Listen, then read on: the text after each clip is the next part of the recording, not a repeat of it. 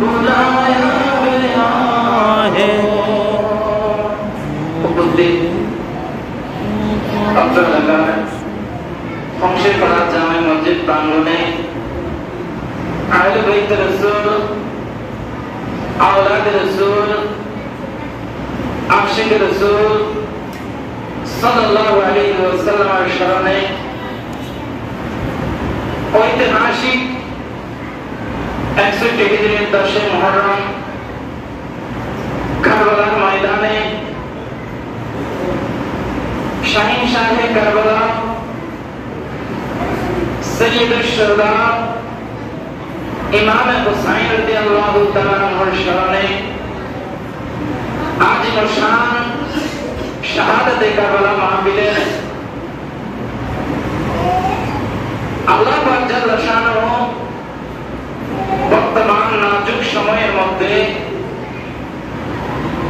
পাক পবিত্র জায়গায় আসা বসার যে তৌফিক দান করেছেন একবার সবাই উচ্চ আওয়াজে বলুন আলহামদুলিল্লাহ। যেখানে আমরা উপস্থিত হয়েছি এটার নাম হচ্ছে বাইতুল্লাহ। जिनार सामने उपस्थित হয়েছি উনি হচ্ছে আওলাদে রাসূলুল্লাহ। জিনার দুরূদ শরীফ জিনার স্মরণ হচ্ছে উনি হচ্ছে রাসূলুল্লাহ। এর মধ্যে আল্লাহর পক্ষ থেকে যা নাযিল হবে এটা হচ্ছে রহমতুল্লাহ। উচ্চ স্বরে বলুন সুবহানাল্লাহ। সুবহানাল্লাহ। আসলে আজকের মাহফিল যদিও বা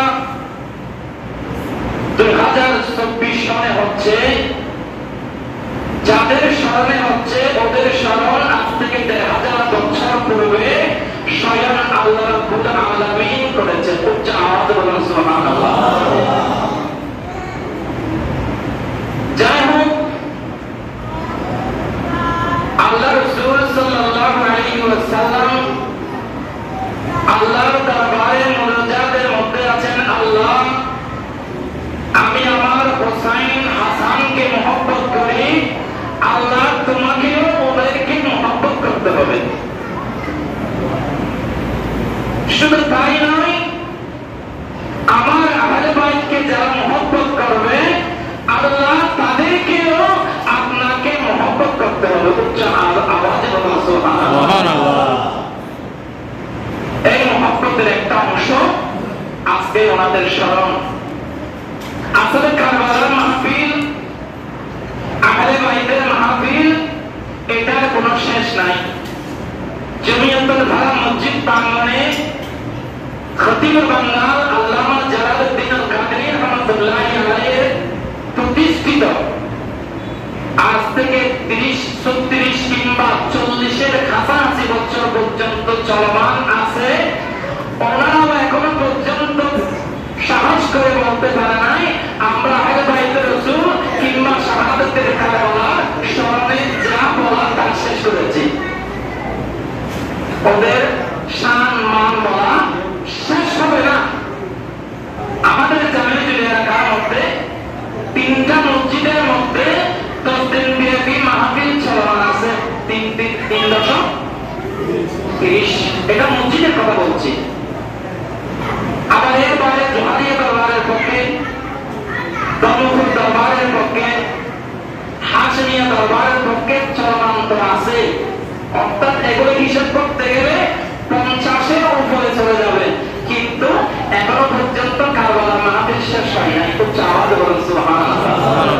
কারণ যাদের স্মরণ, যাদের শান স্বয়ং আল্লাহ রাব্বুল আলামিন করেছে।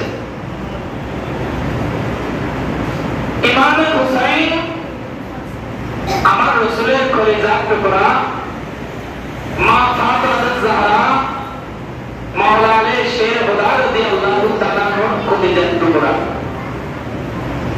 আমার রাসূলের নাতি। আমার রাসূলের সন্তান হচ্ছে 4 জন, কন্যা সন্তান হচ্ছে 4 জন। 7 জন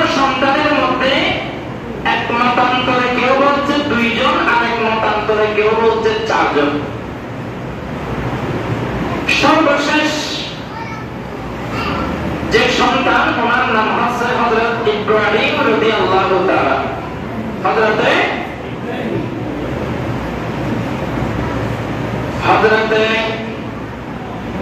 ইব্রাহিম, হযরতে হুসাইন, দুইজন আমার রাসূলের দরবারে খেলাধুলার মধ্যে আছে।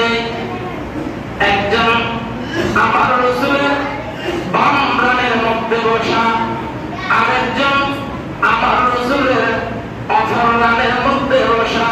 উচ্চ আওয়াজ বলুন সুবহানাল্লাহ। এই সময়ের মধ্যে জিবরাইল আলাইহিস সালাতু ওয়াস সালাম উপস্থিত হলেন। ইয়া রাসূলুল্লাহ, সবাই বলুন সাল্লাল্লাহু আলাইহি ওয়াসাল্লাম। আল্লাহ আমাকে পাঠিয়েছেন দুইজনের পক্ষ থেকে একজনকে দিয়ে দেওয়ার জন্য। উচ্চ আওয়াজ বলুন সুবহানাল্লাহ। আপনার একজন হচ্ছে নাতি, আরেকজন হচ্ছে সন্তান। একজন হচ্ছে ইব্রাহিম, আরেকজন হচ্ছে হুসাইন। আল্লাহ আমাকে পাঠিয়েছে দুইজনের পক্ষ থেকে একজনকে দিয়ে দেওয়ার জন্য। ইয়া রাসূলুল্লাহ, আপনি সিদ্ধান্ত নেবেন।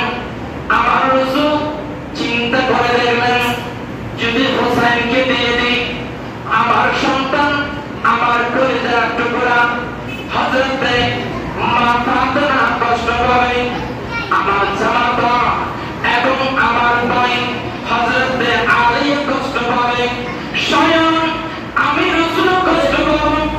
কষ্ট জনের সংখ্যা হচ্ছে 3 জন। যদি আমার ইব্রাহিমকে দিয়ে দিই, আমি একজন কষ্ট পাবো। ওখানে দিয়ে 3 জন, এখানে দিলে একজন। আল্লাহর দরবারে আমি ইব্রাহিমকে দিয়ে দিলাম। ইন্না লিল্লাহি ওয়া ইন্না ইলাইহি রাজিউন। যদি হুসাইনের যদি তবে আইন কষ্ট ভাইও, আর কন্যা ফাতেমাও কষ্ট ভাইও, হযরত আলীও যদি আর বলি দিই, তবে কি তারা কষ্ট কি হইল? হক পাইল। হযরত ইব্রাহিম রাদিয়াল্লাহু তাআলা যদি ইন্তেকাল হই অফাত হই, কাফারা শুরু করে দিই। হযরত নবী বলি আগ করে